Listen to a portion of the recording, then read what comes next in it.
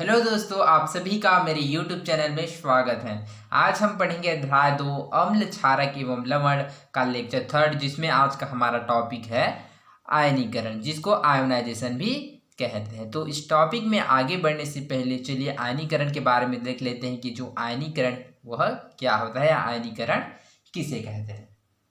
तो जब किसी पदार्थ को जलीय विलयन में घोला जाता है तो वह अपने अवयव जैसे कि धन आयन या ऋण आयन में क्या होता है, विभक्त हो जाता है। इस प्रक्रिया को ही आयनीकरण या आयोनाइजेशन कहते हैं। जैसे कि हाइड्रोक्लोरिक को क्या करता है, जलीय विलयन में क्या करता है, घोलते हैं, तो वह अपने अवयव धन आयन और ऋण आयन H+ और Cl- में क्या हो जाता है, विभक्त हो जाते हैं। तो इसी प्रक्रिया को क्या कहते हैं, आयनीकरण कहते हैं। ओके, तो आई होप आप लोगों को समझ आया होगा कि आयनीकरण या आयोनाइजेशन किसे कहते हैं। तो याद रखिएगा कि किसी भी पदार्थ को अगर हम जलीय विलयन में घोलेंगे तो वह अपने आयन धन आयन एवं ऋण आयन में क्या होता है, विभक्त हो जाता है। इसी प्रक्रिया को ही आयनीकरण या आयोनाइजेशन कहते हैं। ओके, तो याद रखिएगा कि जब किसी पदार्थ को जलीय विलयन में घोला जाता है तो वह अपने अवयव धन आयन एवं ऋण आयन में विभक्त हो जाता है। यह प्रक्रिया आयनीकरण या आयोनाइजेशन कहलाता है। ओके, तो चलिए आगे बढ़ते हैं। अम्ल एवं क्षारों के जलीय विलयन के व्यवहार को समझने का प्रयास समय समय पर कई वैज्ञानिकों ने किया। तो अम्ल एवं क्षार है जो जलीय विलयन में किस प्रकार से व्यवहार करते हैं, इसको समझने का प्रयास क्या है, बहुत सारे वैज्ञानिकों ने क्या किया, समय समय पर किया। स्वीडन के वैज्ञानिक ऑर्डिनियस ने सन 1884 में अपने अवलोकन के आधार पर कहा कि अम्ल और क्षारों में कुछ विशिष्ट गुण होते हैं। तो जो स्वीडन के वैज्ञानिक ऑर्डिनियस थे, उन्होंने 1884 में अवलोकन किया और उन्होंने अपने अवलोकनों के आधार पर कहा कि जो अम्ल और क्षार होता है उसमें कुछ विशिष्ट गुण होते हैं। उनके अनुसार अम्ल एक ऐसा अणु है जो कि जलीय विलयन में धन आवेशित हाइड्रोजन आयन H+ तथा एक ऋण आवेशित आयन में वियोजित होता है। तो ऑर्डिनेस के अनुसार जो कि अम्ल है वह क्या है, जलीय विलयन में क्या है, धन आवेशित जैसे कि हाइड्रोजन आयन H+ तथा ऋण आवेशित आयन में क्या होता है, विभाजित होता है। इसी प्रकार क्षार जलीय विलयन में ऋण आवेशित हाइड्रोक्साइड आयन OH- और एक धन आवेशित आयन में वियोजित होता है। ठीक इसी प्रकार भी क्षार है वह जलीय विलयन में ऋण आवेशित आयन तथा ऋण आवेशित ion hydroxyl ion OH- ion hydroxide ion और धन आवेशित में विभाजित होता है। ये आयन उपरोक्त क्रियाकलाप में विद्युत चालन के लिए उत्तरदायी है। जैसे कि हमने क्रियाकलाप 6 में पढ़ा था कि जो HCl हाइड्रोक्लोरिक अम्ल है और सोडियम हाइड्रोक्साइड NaOH है। तो हाइड्रोक्लोरिक अम्ल क्या है, वो भी जलीय में क्या होता है, दो भागों में टूट जाता है, H+ और Cl-। ठीक उसी प्रकार क्षार है, वो क्षार क्या है, सोडियम हाइड्रोक्साइड भी क्या है, दो भागों में टूट जाता है, एक Na और OH-। तो क्या है, जो अम्ल और क्षार है दोनों क्या होता है, जलीय विलयन में क्या होता है, दो भागों में बढ़ जाता है, जिसके कारण क्या है, उसमें क्या होता है, विद्युत का चालन होता है। ओके, तो यहाँ पर कुछ एग्जांपल दिया, जैसे कि H2SO4 सल्फ्यूरिक अम्ल है जो कि अपने आयन हाइड्रोजन आयन तथा ऋणात्मक आयन में क्या हुआ, विभाजित हुआ, मतलब ऋण आवेशित आयन में, है ना। ठीक उसी प्रकार कैल्शियम हाइड्रोक्साइड क्षार है, ये भी अपने क्या है, एक धनात्मक आयन धन आवेशित आयन और धन आवेशित आयन तथा हाइड्रोक्साइड आयन में क्या हुआ, वियोजित, क्या विभाजित हुआ। ओके, तो आयनीकरण आयोनाइजेशन मुख्यतः पदार्थ की विलयन में सांद्रता और उसके आयनों में वियोजित होने की क्षमता पर निर्भर करता है। तो आयनीकरण किस पर डिपेंडेंट है, तो या फिर निर्भर करता है, तो वह मुख्यतः पदार्थ की विलयन में सांद्रता और उसके आयनों में वियोजित होने की क्षमता पर निर्भर करता है। मतलब उस विलयन में आयन की सांद्रता कितना है तथा उस आयन के वियोजित होने मतलब विभाजित होने की क्षमता पर निर्भर करता है। स्वांते अगस्ट ऑर्डिनियस 1859 to 1927, 1859 से 1927। वे स्वीडन के वैज्ञानिक थे। उन्होंने जलीय विलयनों में आयनिक पदार्थों की विद्युत चालकता को समझा। जो स्वांते अगस्ट ऑर्डिनियस थे वो क्या है, एक स्वीडन के वैज्ञानिक थे। उन्होंने जलीय विलयनों में आयनिक पदार्थ की विद्युत चालकता मतलब विद्युत का चालन कैसा होता है उसको समझा। उन्होंने सुझाव दिया कि आयनिक पदार्थ जलीय विलयन में अपने अवयवी आयनों में विभक्त हो जाते हैं तथा यही आयन विद्युत का चालन करते हैं। तो उन्होंने सुझाव दिया कि जो आयनिक पदार्थ हैं वह जलीय विलयन में अपने अवयवी आयन जैसे कि धन आयन और ऋण आयन में क्या होता है, विभक्त हो जाता है, और यही आयन विद्युत जिससे क्या है, विद्युत का चालन होता है, और यही आयन धन आयन और ऋण आयन ही क्या है, विद्युत का चालन करते हैं। उन्होंने अम्ल और क्षार के गुणों को H+ आयन तथा OH- आयन के बनने के आधार पर समझा। तो स्वांते अगस्ट उर्नियस ने क्या है, अम्ल और क्षार के गुणों को H+ आयन तथा OH- आयन के बनने के आधार पर समझा है ना। तो हम जानते हैं कि जो अम्ल होता है उसमें क्या है, H+ आयन पाया जाता है, तथा जो क्षार होता है उसमें क्या है, OH- आयन पाया जाता है। उन्हें सन 1903 में नोबेल पुरस्कार द्वारा सम्मानित किया, जिसके कारण क्या है, जो स्वांते अगस्ट ओरेनियस है उसको 1903 में नोबेल पुरस्कार के द्वारा सम्मानित किया गया। तो चलिए आगे बढ़ते हैं। क्या सभी यौगिक जिनमें हाइड्रोजन है वे अम्ल हैं? तो चलिए देखते हैं कि क्या सभी यौगिक जिनमें हाइड्रोजन है वे अम्ल है या नहीं। क्रियाकलाप 7, तो इसको एक क्रियाकलाप के माध्यम से समझते हैं। एक 100 ml के बीकर में 50 ml ग्लूकोज विलयन लेकर उपकरण को क्रियाकलाप 6 में अनुसार व्यवस्थित करें। तो सबसे पहले क्या करते हैं, एक 100 ml का बीकर लेते हैं जिसमें 50 ml ग्लूकोज का विलयन लेते हैं, और बाकी सभी को क्या करते हैं, क्रियाकलाप 6 के अनुसार क्या करते हैं, व्यवस्थित करते हैं। क्या बल्ब जला? तो बल्ब नहीं जला। क्यों? क्योंकि जो ग्लूकोज होता है वह H+ आयन नहीं देता, जिसके कारण क्या है, उस परिपथ में विद्युत का चालन नहीं होता है, इस कारण से बल्ब नहीं जला। क्रियाकलाप 6 में तनु हाइड्रोक्लोरिक अम्ल ले जाने पर बल्ब का जलना यह इंगित करता है कि HCl अणु के आयनन के पश्चात H+ आयन बन रहे हैं। तो क्रियाकलाप 6 में जो बल्ब का जलना यह इंगित करता है कि जो हाइड्रोक्लोरिक अम्ल होता है HCl होता है वह आयनन के पश्चात क्या है, H+ आयन बनाता है, जिसके कारण क्या है, बल्ब जलता है। जबकि ग्लूकोज विलयन में H+ आयन नहीं बनते, किंतु जो ग्लूकोज है, ग्लूकोज की विलयन है उसमें क्या होता है, H+ आयन नहीं बनता, जिसके कारण जो विद्युत का चालन होता है वह नहीं होता है, और इस कारण से बल्ब नहीं जला।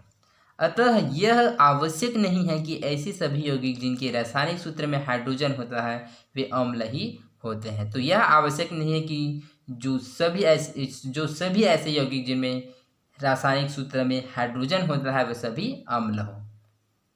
ठीक है, तो यह सभी यौगिक जिनमें हाइड्रोजन वे अम्ल नहीं होते हैं। ठीक है, तो देखते हैं, आगे बढ़ते हैं। क्या अम्ल केवल जलीय विलयन में ही आयन उत्पन्न करते हैं? तो चलिए देखते हैं कि क्या अम्ल केवल जलीय विलयन में ही आयन उत्पन्न करते हैं। क्रियाकलाप 8, एक शुष्क प्रक्षालक में लगभग 1 ग्राम सोडियम क्लोराइड लीजिए, इसमें 1 से 2 ml सांद्र सल्फ्यूरिक अम्ल प्रक्षालक की दीवार की सहायता से डालिए। क्या प्रक्षालक से कोई गैस बाहर निकलती है? अब प्रक्षालक के मुंह के समीप शुष्क नीला लिटमस पेपर ले जाइए। तो सबसे पहले एक शुष्क प्रक्षालक में 1 ग्राम सोडियम क्लोराइड लेते हैं। सोडियम क्लोराइड क्या है, एक लवण है। उसके पश्चात 1 से 2 ml सांद्र सल्फ्यूरिक अम्ल लेते हैं। सांद्र सल्फ्यूरिक अम्ल सांद्र H2SO4, जिसको क्या है, धीरे धीरे प्रक्षालक की दीवार की सहायता से डालते हैं।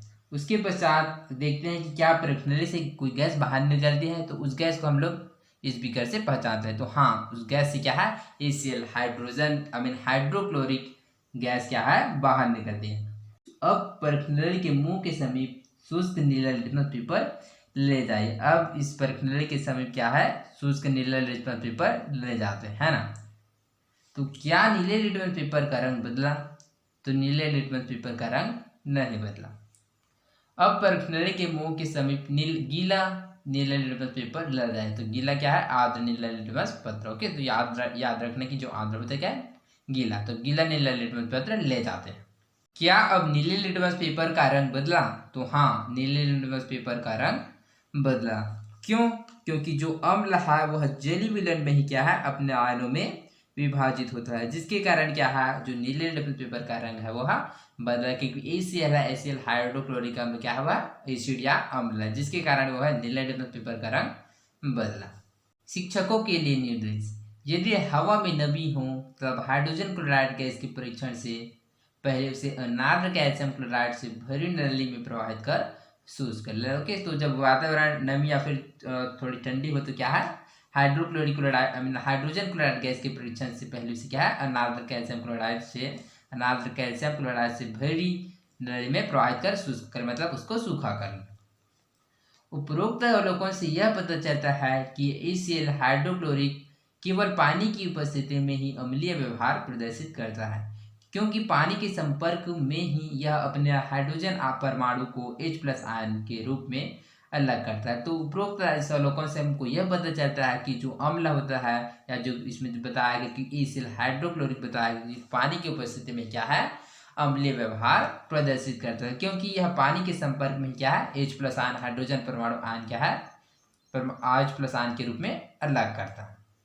कुछ ऐसे यौगिक होते हैं जो पानी के संपर्क में आकर OH- आयन हाइड्रोक्साइड देते हैं, ये क्षार कहलाते हैं। और कुछ ऐसे यौगिक होते हैं जो पानी में के संपर्क में आकर OH- आयन क्या हाइड्रोक्साइड आयन देता है, उसको क्या कहते हैं, क्षार कहलाते हैं, जैसे कि NH4OH, ammonium hydroxide, NaOH, sodium hydroxide आदि। चित्र 5 HCl का परीक्षण। अनार्द्र कैल्शियम क्लोराइड वाली रक्षक नली, सौंद्र H2SO4, परख नली, सोडियम क्लोराइड, आर्द्र नीला लिटमस पत्र, निकास नली, कार्क और परख नली। कोई भी अम्ल या क्षार कितना प्रबल या दुर्बल है, यह उसके आयनन की मात्रा पर निर्भर करता है। तो कोई भी अम्ल या क्षार कितना भी प्रबल या फिर दुर्बल है, वो किस पर निर्भर करता है, वह आयनन की मात्रा पर। तो आयनन किसे कहते हैं, तो आयनन उसे कहते हैं कि जब किसी विद्युत अपघट्य, तो विद्युत अपघट्य किसे कहते हैं, तो वह पदार्थ जिसकी जल विलयन में विद्युत धारा प्रवाहित होते हैं, जैसे कि अम्ल, क्षार या फिर यह लवण भी हो सकते हैं, है ना।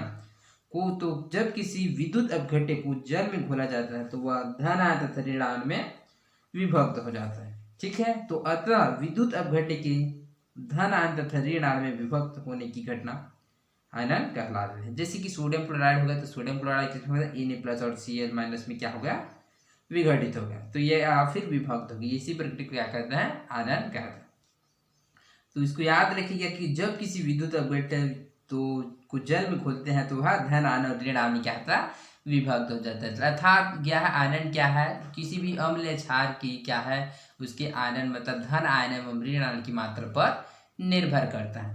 प्रबल अम्ल तथा क्षार के अणु पूर्णतः आयनित होते हैं, जबकि दुर्बल अम्ल तथा क्षार के अणु आंशिक रूप से आयनित होते हैं। जो प्रबल अम्ल तथा क्षार के जो अणु होते हैं वह पूर्ण रूप से क्या होता है, आयनित होते हैं, जिसके कारण क्या है, प्रबल अम्ल या प्रबल क्षार होते हैं।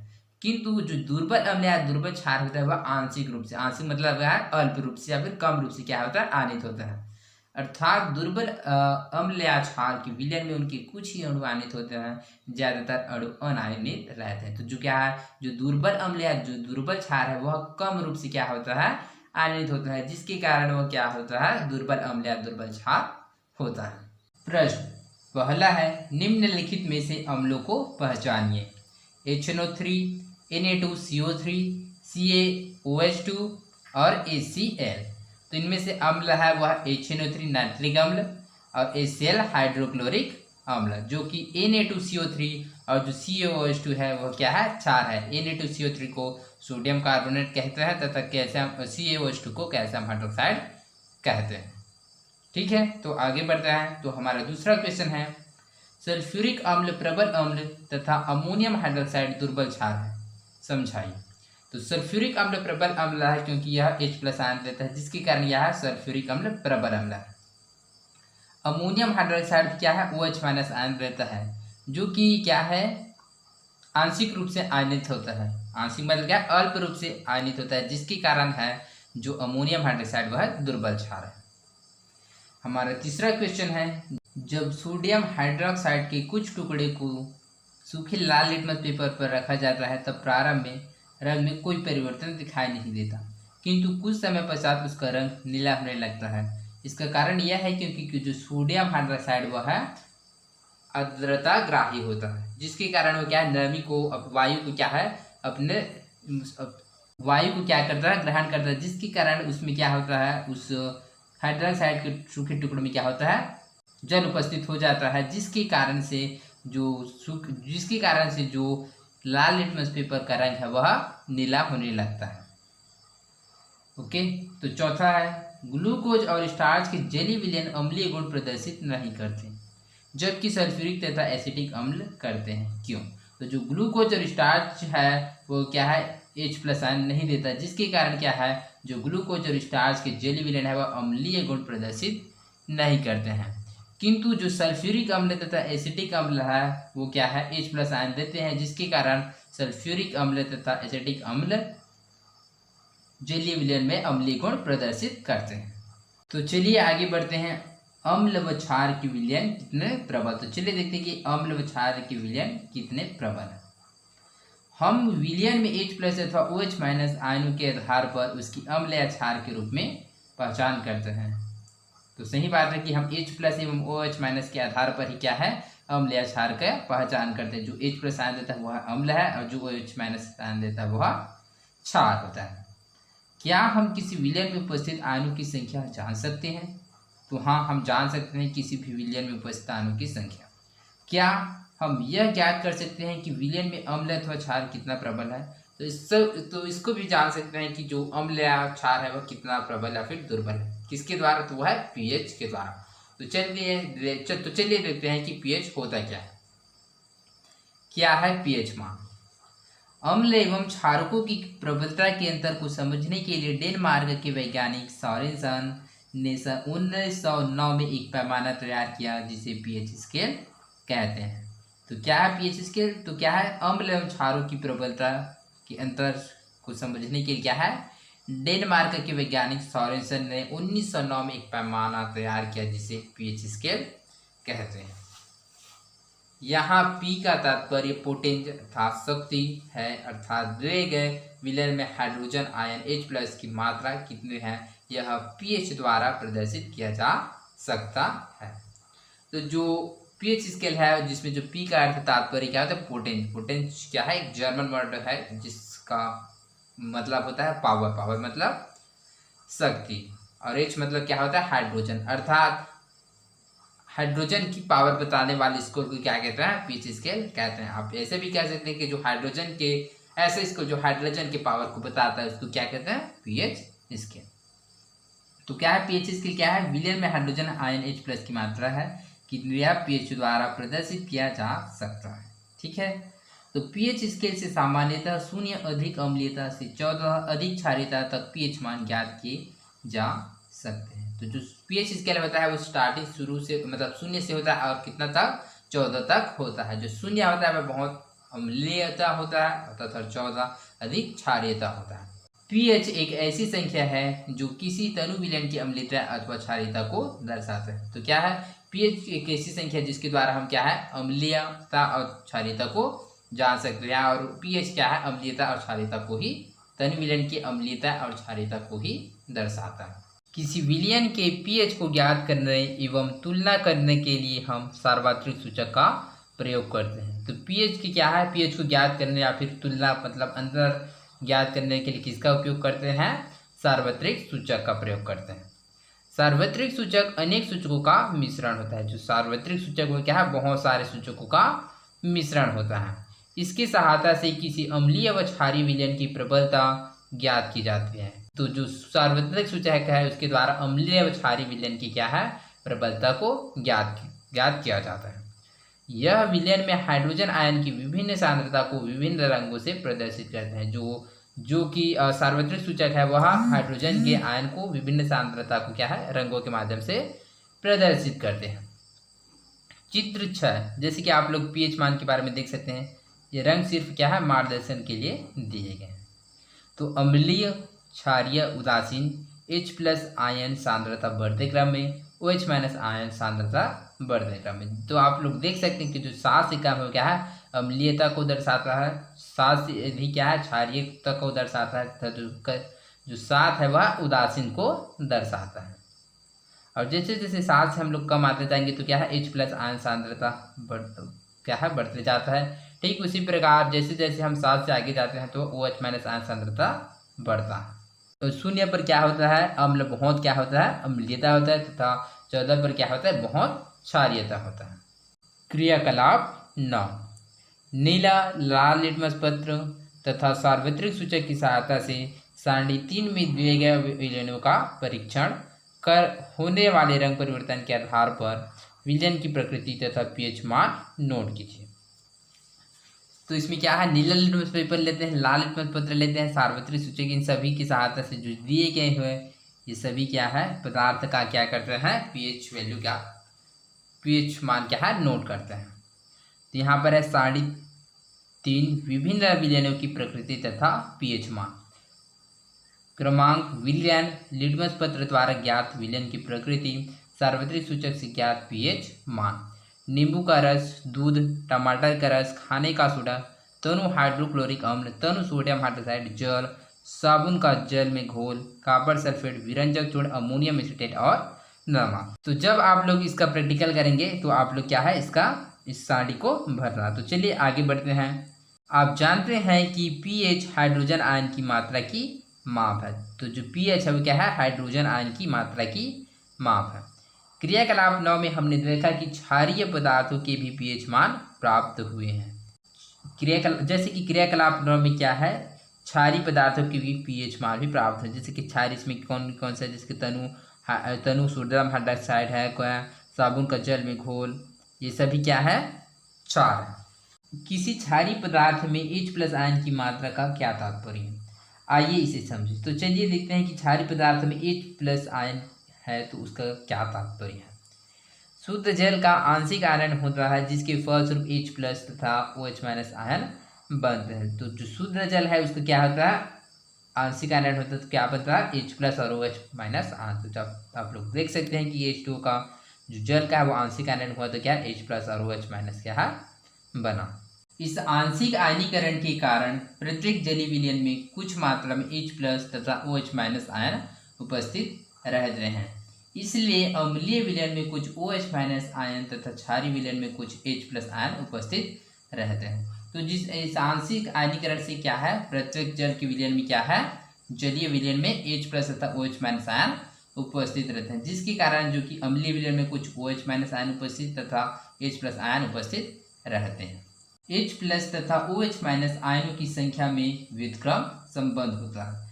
जब विलयन में H+ आयनों की संख्या अधिक होती है तब उस विलयन में कुछ OH- आयनों की संख्या कम होती है। इसके विपरीत विलयन में OH- आयनों की संख्या अधिक होने पर H+ आयनों की संख्या कम होती है। तो ये क्या है, एक दूसरे से वितरण क्या है, उल्टा है। जैसे कि जिस विलयन में H+ आयनों की संख्या अधिक होगा उसमें क्या है, OH- के आयनों की संख्या कम होगा, और जिस विलयन में OH- आयनों की संख्या अधिक होगा उसमें H+ आयनों की संख्या कम होगा। पीएच H+ और OH- के सापेक्षिक मान को व्यक्त करता है, इसे सारणी 4 में दर्शाया गया। जैसे कि हम लोग सारणी 4 में देखते हैं कि H+ एवं OH- आयन संतुलन का तथा पीएच मान। ठीक है, 25 डिग्री सेल्सियस पर शुद्ध पानी के आयनन से समान मात्रा में H+ तथा OH- आयन बनते हैं। जो 25 डिग्री सेल्सियस पर है जो शुद्ध पानी है उसके आयनन से समान मात्रा में H+ तथा OH- आयन बनते हैं। सारणी 4 में हम देखते हैं कि pH 7 पर H+ तथा OH- आयन की सांद्रता बराबर 10⁻⁷ मोल पर L है। जैसे कि आप लोग देख सकते हैं कि सांद्रता 7 पर 10⁻⁷ है। इस प्रकार pH 7 किसी भी विलयन की उदासीन प्रकृति को प्रदर्शित करता है। जो pH मान 7 होता है किसको प्रदर्शित करता है, उदासीनता को प्रदर्शित करता है। pH मान 7 से कम विलयन की अम्लीय तथा 7 से अधिक क्षारीय प्रकृति को दर्शाता है। जो 7 से कम है वो क्या है, अम्लीय तथा 7 से अधिक है उसको क्या है, क्षारीय प्रकृति को दर्शाता है। सारणी 4 H+ एवं OH- आयन सांद्रण तथा pH मान। जैसे कि आप लोग देख सकते हैं कि अम्लता का बढ़ता क्रम, क्षारीयता का बढ़ता क्रम। pH मान 0 pH मान 0, 1, 2, 3, 4, 5, 6, 7, 8, 9, 10, 11, 12, 13 और 14। इसमें H+ मोल पर L दिखाया गया कि 10⁻0 से शुरू है तो यहाँ तक जाता है 10⁻⁻1, 10⁻2, यहाँ 10⁻14 तक जाता है। ठीक इसी प्रकार OH- का होता है, OH- मोल पर L, तो यह जस्ट H+ मोल पर L का क्या होता है, उल्टा होता है। यह 10⁻14 से 10⁻14 से शुरू होता है, वो कहाँ खत्म होता है, 10⁻0 पर। ओके, तो आज के लिए बस इतना ही, मिलते हैं अगले वीडियो में, धन्यवाद।